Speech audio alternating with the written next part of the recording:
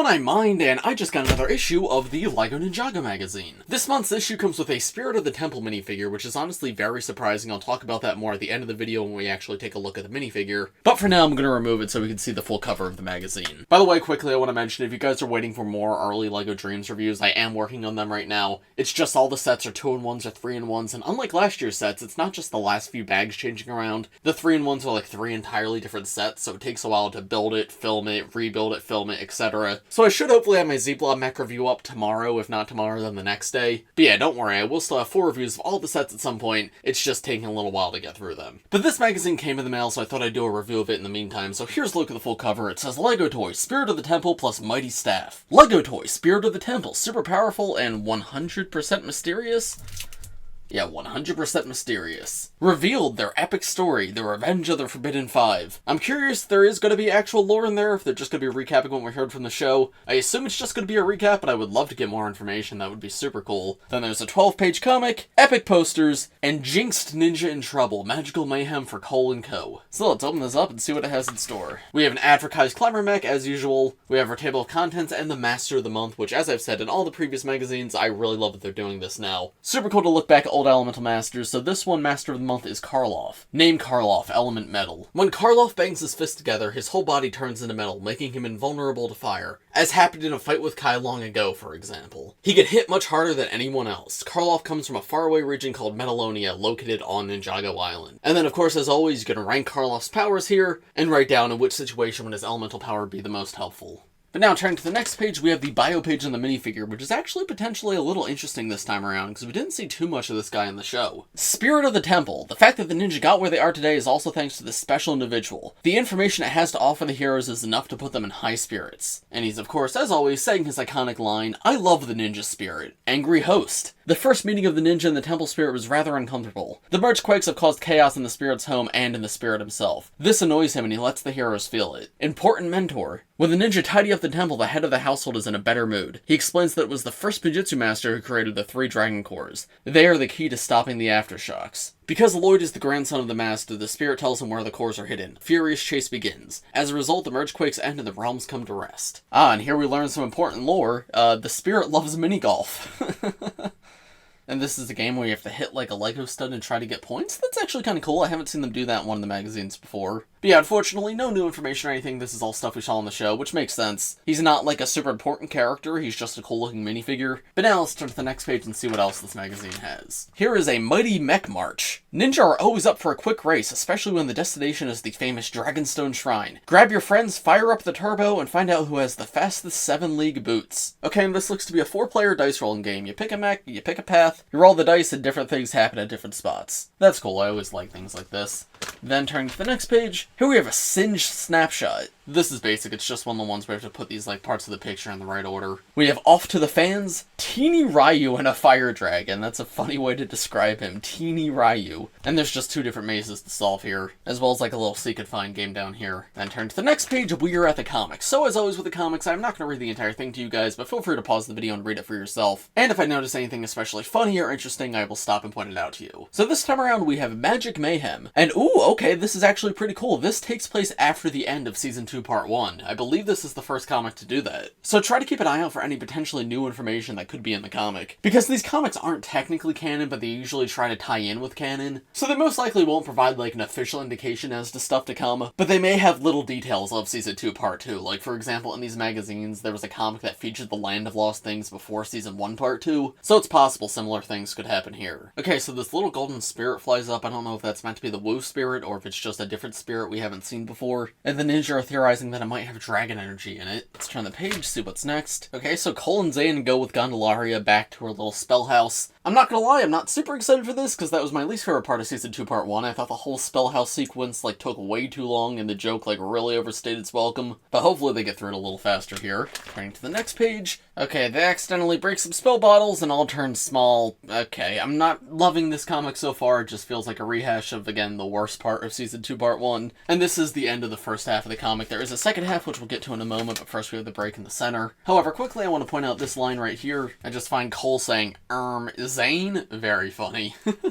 Here we have free time fun, and you gotta follow these paths to see like which ninja goes to what destination. Then we have the posters in the center, which I can remove. And on one side we have a picture of Kai doing rising dragon techniques. Specifically, it's the gimmick sets in this wave, and it says Kai's on fire. That's alright, I think. I like the actual graphic here. The text is whatever. It's not great, but it's not like the worst I've seen. It's just a little silly. I like the Shadow Dojo in the background. That looks really cool. Yeah, it's good graphic. It's the same one in the box set, I'm pretty sure. It looks fine, though. Then turning this over, we have a very simple poster. It says Master Dragon Eagle, and it's got a picture of, well, the Master Dragon Eagle on it. It says Ninjago Dragons Rising in the corner. This is solid. If you're a big Eagle fan for some reason, this is a cool one to hang up on your wall. Nothing like crazy exciting here. It's literally just like a photo from the set. But it's so simple, there's not really anything wrong with it either. Kind of just what you see is what you get. Not much else to say on it. Coming back to the magazine, we have Pure Headache and Look Closely. Pure Headache is a Sudoku puzzle, and then in this one you have to find the correct head, torso, and legs for the Wolf Mask Warrior. Turning to the next page, we are back to the comic, so let's see where this goes. Okay, Cole gets the elixir, so they're becoming big again, hopefully, but I suspect something else is gonna go wrong. Okay, they are big again, but now the furniture has come to life, and they gotta put these stickers on them to make the furniture not alive anymore. And it looks like they've done it, but uh-oh, now more stuff is falling on Cole, and something happens at the end here.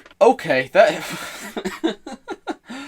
That is Cole turned into a llama, which is not something I ever expected to see. That is very unsettling. I do not like how that looks at all. And then he becomes a llama body with his head, which is somehow even worse. But everything finally gets back to normal. They determine what the spell is, and it's a cooking spell, and it just makes them some food.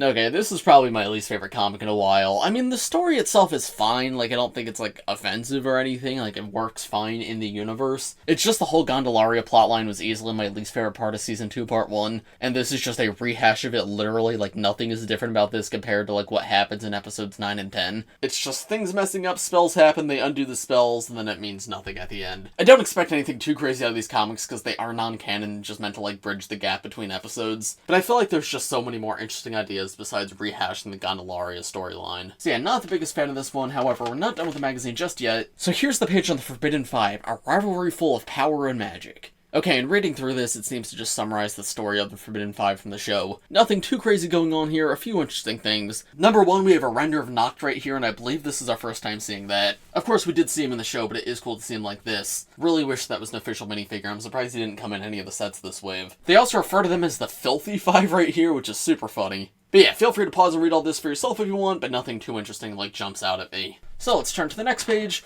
and this is an advertisement for the Wolf Mask Shadow Dojo. There's a little secret find that ties in with it, which is cool they make it more than just an advertisement, but it is basically just an advertisement. Which, by the way, I should mention, I put out a video like a week ago where I combined 4 copies of this set into one giant build. If you haven't seen that yet, I'll try to remember to put a card in the top right corner. Very proud of the video, the build turned out super cool. Now let's turn to the next page.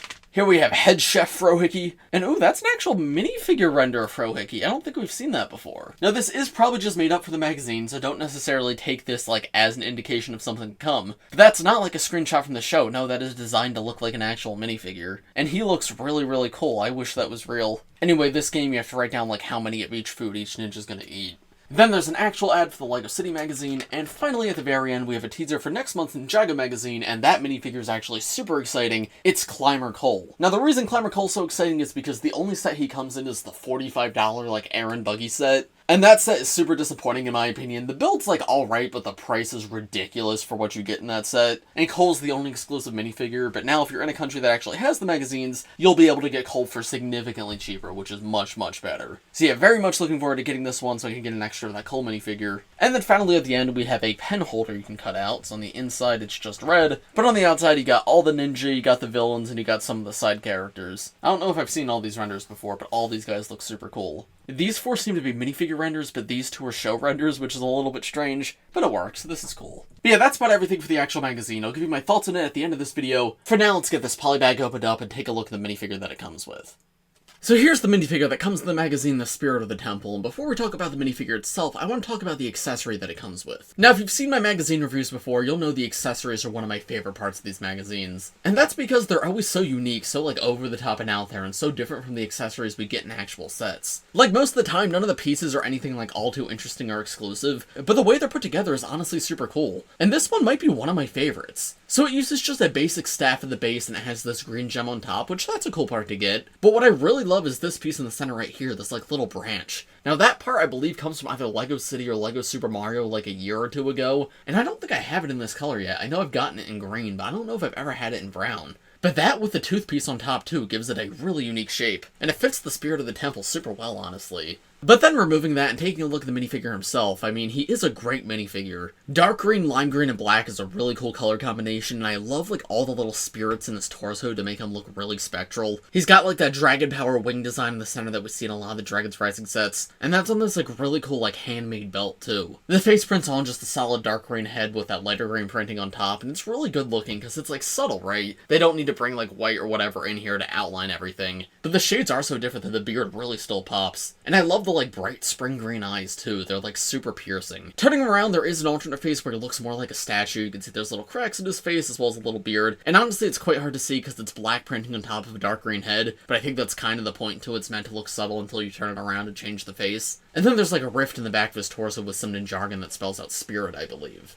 This guy's a pretty difficult to get minifigure too, because he only comes in one set from the first wave, and that set's $95. My only thing is just why? Why this minifigure, and why now? Because don't get me wrong, he's a great minifigure, and he's a hard to find minifigure, so it's really cool to have a cheaper way to get him. But this is a Dragon's Rising Season 1 minifigure. This guy came out over a year ago. Why is he coming in the magazine now? There's been 2 full waves since then, the January and March waves, and we've already had minifigures from both in the magazine. So while this guy is cool to get, I think I would have preferred to get like Climber Nia or something. Like a desirable, hard-to-find minifigure from one of the sets this year instead of one of the sets last year. And the other thing is, this guy's just not a super important character in the show. I mean, I guess lore-wise he's pretty important, but in terms of actual appearances, he appears in half of one episode and that's it. It's a little weird that he had a minifigure in the first place. So I think his rarity and the quality of the actual minifigure make him somewhat desirable, but his presence in the show doesn't help that too much. So yeah, I'm in two minds about this, so you'll have to let me know in the comments what you think. Are you happy that we got this guy in a magazine, or do you wish we got someone else? Because, I mean, if you didn't get that set and you don't have him yet, yeah, this is great to get. But I don't know, at least me personally, this isn't a figure I was, like, clamoring for duplicates of.